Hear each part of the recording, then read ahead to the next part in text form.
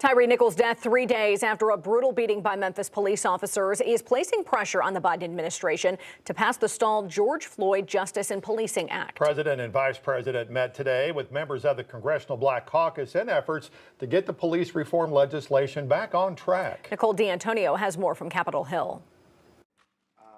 The death of Tyre Nichols is yet another example of why we do need action. President Biden and Vice President Kamala Harris met with black congressional leaders at the White House Thursday, renewing a push for police reform.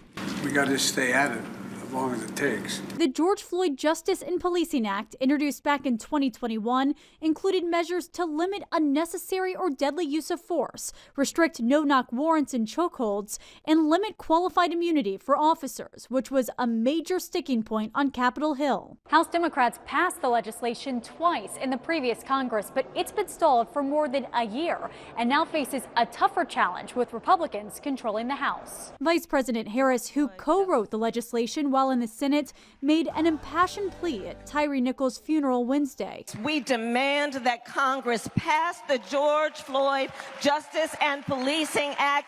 Joe Biden will sign it. Earlier this week, Republican Senator Tim Scott pointed blame at Democrats for not making a deal on areas where there was common ground.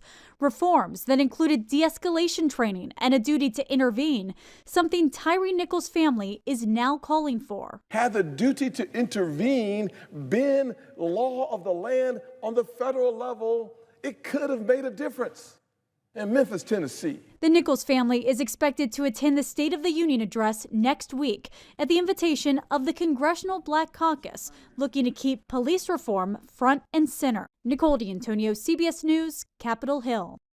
Last year, the president signed an executive order named after George Floyd. That order focused on requiring federal agencies to review and revise policies on the use of force.